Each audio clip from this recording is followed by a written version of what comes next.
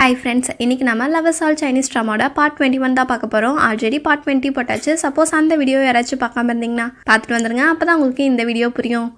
சரி, வாங்க நம்ம கதைக்குள்ளே போகலாம்.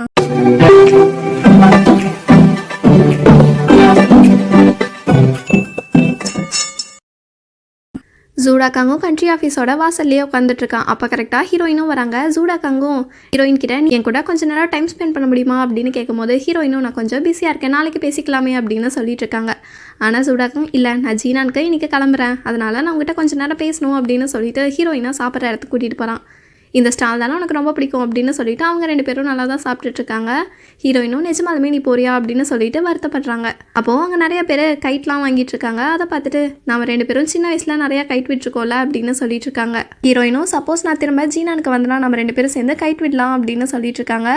ஆனால் ஜூடாக்காங் அதையும் அவ்வளோ நாள் வெயிட் பண்ணணும், இப்போவே போகலாமே அப்படின்னு சொல்லிட்டு ஹீரோயினா பட்டா விட்டுறக்கு கூட்டிகிட்டு போகிறான்.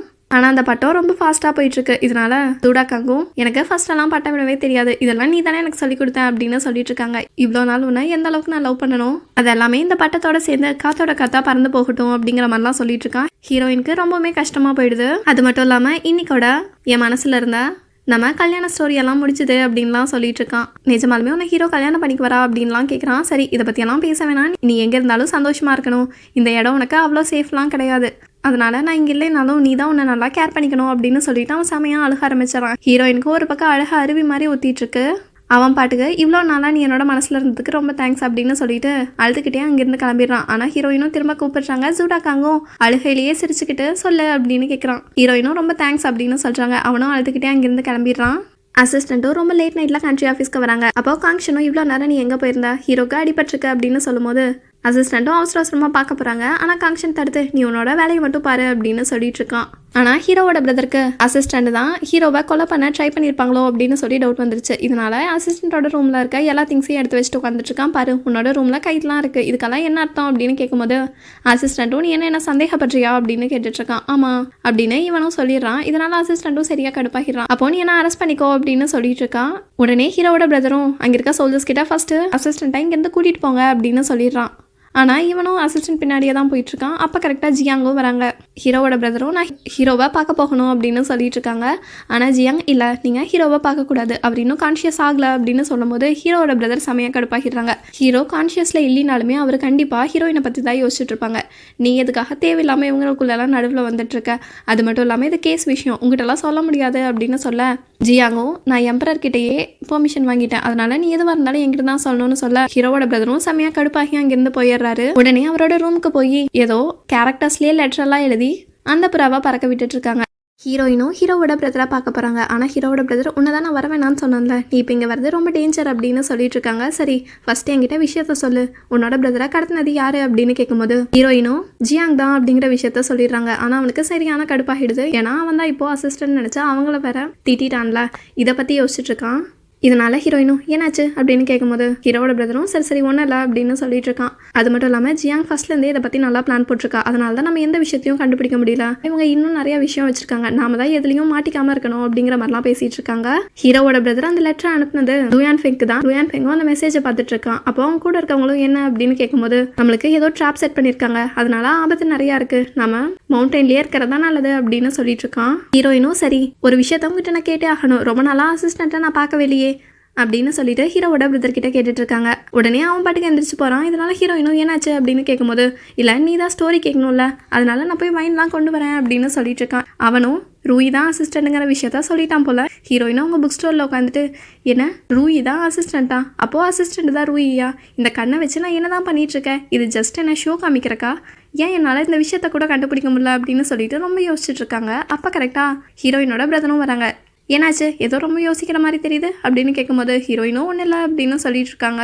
ஹீரோயினோட பிரதரும் சரி மஸ்க் மேலே அனுப்புனா லெட்டரை பார்த்தியா அப்படின்னு கேட்கும்போது ஹீரோயினும் இல்லை என்னாச்சு அப்படின்னு கேட்கும்போது ஹீரோவும் எந்திரிச்சிட்டாரு அப்படின்னு சொல்லிட்டு இருக்காங்க. ஹீரோ இன்னும் முழுசாக சரியாகல, கண்ணு மட்டும் தான் முடிச்சிருக்காரு. அவரும் பைரஸ் மஸ்க் மேலே கூப்பிட்டுட்டு இருக்காங்க. ஆனால் அங்கே ஜியாங் தான் வரா.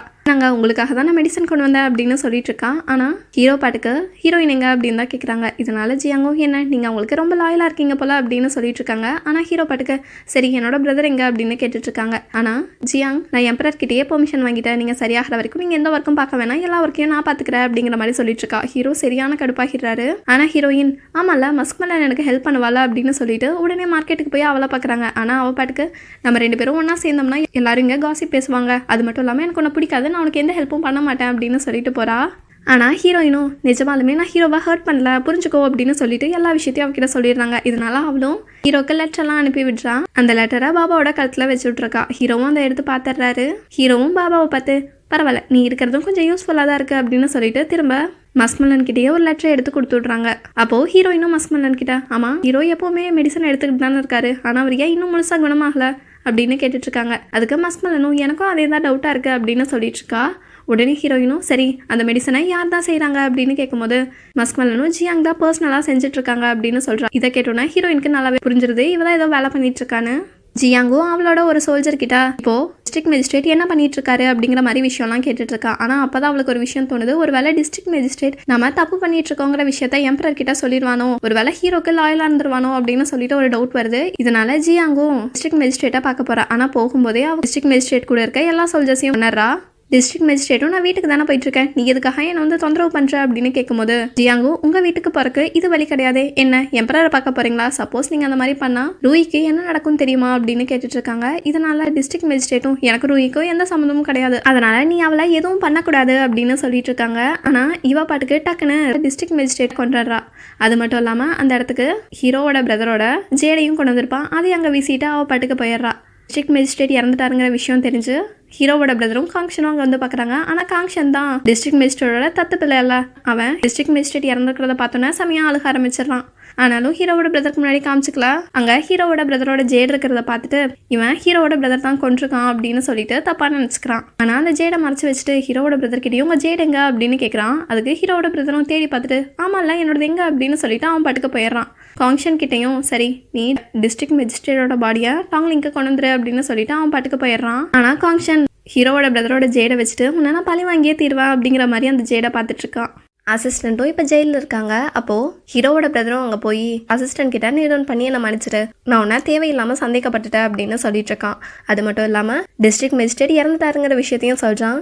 இதை கேட்டு அசிஸ்டண்ட்டும் செமையாக அழுக ஆரம்பிச்சிடுறாங்க. அப்போது ஹீரோவோட பிரதரும் ப்ளீஸ் என்ன மன்னிச்சிடு, இதுக்கு வேண்டிய என்னை வெறுத்துறாத அப்படின்னு சொல்லிட்டு இருக்கான். ஆனால் அசிஸ்டன்ட் பாட்டுக்கு உனக்கும் இதுக்கும் எந்த சம்மந்தமும் கிடையாது, உன் மேலே எனக்கு எந்த கோவமும் கிடையாது, ஆனால் உன்னை நான் மன்னிக்கவும் மாட்டேன் அப்படிங்கிற மாதிரி சொல்லிட்டு அவ பாட்டுக்கு அங்கிருந்து கிளம்பிடுறா. காங்ஷனும் ஜியாங் கிட்ட போய் ஹீரோவோட பிரதர் தான் டிஸ்ட்ரிக்ட் மேஜிஸ்ட்ரேட்டை கொண்டுட்டான் அப்படிங்கிற மாதிரி சொல்லிட்டு இருக்காங்க. இதை கேட்டுட்டு ஜியாங்கும் அவளுக்கு எந்த விஷயமே தெரியாத மாதிரி செமையா நடிச்சுக்கிட்டு இருக்கா. காங்ஷனும் நான் கண்டிப்பா என்னோட காட்ஃபாதருக்கு ரிவெஞ்ச் எடுப்பேன் அப்படிங்கிற மாதிரிலாம் சொல்லிட்டு இருக்கான். ஹீரோ கூட வேலை செய்யற அந்த குட்டி பையனும் அங்க இருக்க மெடிசன்ஸ் எல்லாம் செக் பண்ணி பார்த்து அதுக்குள்ள ஏதோ ஒரு சீடு மாதிரி இருக்கு, அதை தூக்கிட்டு வந்து ஹீரோயின் கிட்ட காமிச்சுக்கிட்டு இருக்கான். அவங்களும் அதெல்லாம் கொண்டு போய் மெடிக்கல்ல கொடுத்து செக் பண்றாங்க. ஆனா அந்த குட்டி பையன் பாட்டுக்கு செமையா அழுக ஆரம்பிச்சிடறான். ஹீரோ இறந்துருவாரா அப்படின்லாம் கேட்டுட்டு இருக்கான். ஆனா ஹீரோயின் நீ ஒன்றும் கவலைப்படாத, அந்த டாக்டர் தான் சொன்னாங்களா அப்படியெல்லாம் ஒன்றும் ஆகாது, இது ரெடியாக இருக்க லேட் ஆகும் அவ்வளோதான் அப்படின்னு சொல்லிட்டு சரி நான் கரெக்டான மெடிசனை கொடுக்குறேன், நீ போய் அதை ஹீரோக்கு கொடுத்துரு அப்படின்னு சொல்லிட்டு இருக்காங்க. ஆனா அந்த குட்டி பையன் இல்ல நீங்களும் என் கூட வாங்க அப்படின்னு சொல்லிட்டு இருக்காங்க. ஹீரோயினுக்கும் அதான் சரின்னு படுது. ஹீரோயினும் சரின்னு சொல்லிடுறாங்க. ஹீரோயினும் மஸ்க்மலன் மாதிரி ரெடி ஆகிட்டு ஹீரோவா பார்க்க போறாங்க. ஆனா நடுவுலயே ஜியாங் வர வந்துடுறா. ஹீரோயினுக்கு என்ன பண்றதுனே தெரியல. அப்ப கரெக்டா பைரஸும் அந்த குட்டி பையனும் வந்து ஹீரோயினை எப்படியோ காப்பாத்தி விட்டுறாங்க. ஹீரோவும் கரெக்டா ஹீரோயினா உள்ளவான்னு சொல்ல ஹீரோயினும் குடுகுடுன்னு உள்ள ஓடிடுறாங்க.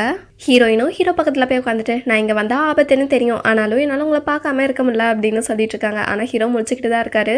அவரும் ஹீரோயினோட கையை பிடிச்சிட்டு அப்படியா அப்படின்னு கேட்டுட்டு இருக்காங்க. ஹீரோயினும் பரவாயில்லையே நீங்க நல்லாவே நடிக்க ஆரம்பிச்சிட்டீங்க அப்படின்னு சொல்லிட்டு இருக்காங்க. ஹீரோவும் நான் உன்னை கூப்பிடலினா நீ எப்படியும் உள்ள வந்துருப்ப அப்படின்னு கேட்டுட்டு இருக்காரு. அப்ப கரெக்டா யாரோ வர மாதிரி தெரியுது. இதனால ஹீரோயினும் பெட்ஷீட் குள்ள போய் படுத்துக்கிறாங்க. ஆனா வந்தது ஹீரோவோட பிரதர் தான். அவன் வந்துட்டு நான் இங்க மெடிசனை விட்டுட்டு போயிட்டேன் அப்படின்னு சொல்லிட்டு எடுக்கிறான். ஆனா டக்குன்னு ஹீரோயின் இருக்கிறத பாத்துறான்.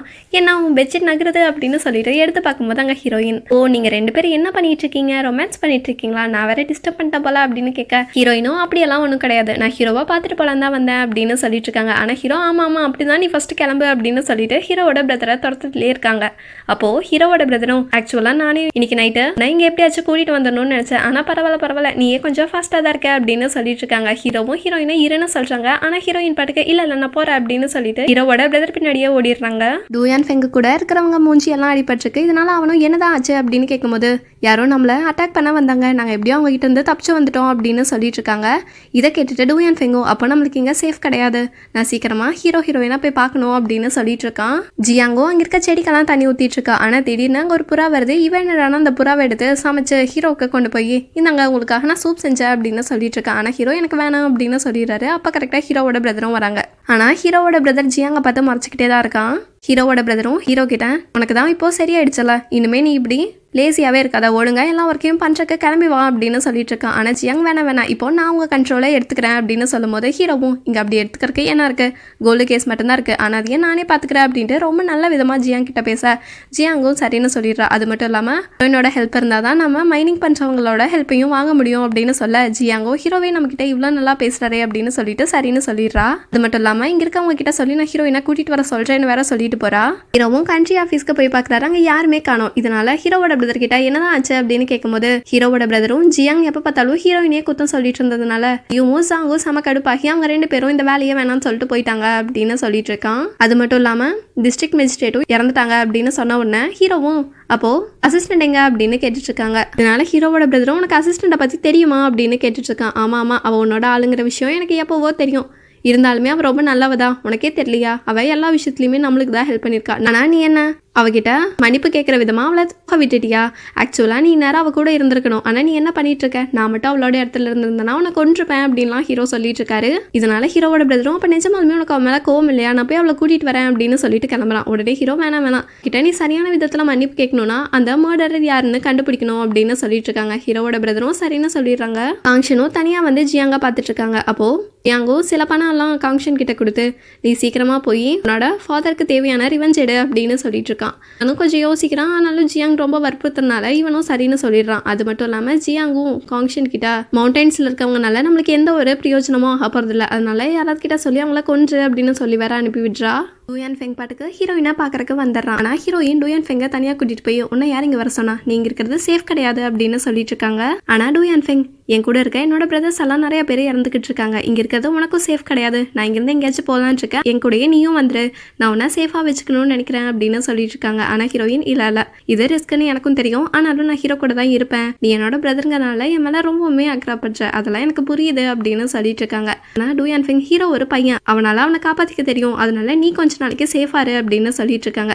ஆனால் ஹீரோயின் என்ன நடந்தாலும் சரி நான் ஹீரோ கூட தான் இருப்பேன் அப்படின்னு சொல்லிட்டு இருக்காங்க. ஹீரோவோட பிரதரும் ரூயி ஒரு வேளை இவங்க தனியாக ஒரு இடம் வாங்கியிருப்பாங்கல்ல அந்த இடத்துல கிணி இருப்பாளன்னு சொல்லி தேடி பார்த்துட்டு போறான். ஆனால் அங்கேயும் ரூயி இல்லை. இதனால அவனும் ரொம்ப சேட் ஆகிடுறான். ஹீரோயினும் ஹீரோவை பக்கம் ஓடி வந்துட்டு இருக்காங்க. அப்போ கையில் ஒரு பெரிய சிக்கனை வச்சுட்டு சாப்பிட்டுட்டே வராங்க. ஹீரோவும் உன்னோட வாயை பாரு, சரிந்தா இந்த பிளேட்ல வச்சு சாப்பிட்டு அப்படின்லாம் கொடுத்துட்டு இருக்காரு. அப்போ ஹீரோயினும் நான் உள்ள வரதான் நிறைய பேரை பார்த்தாங்க, ஆனால் என்ன தடுக்கவே இல்லை அப்படின்னு சொல்லிட்டு இருக்காங்க.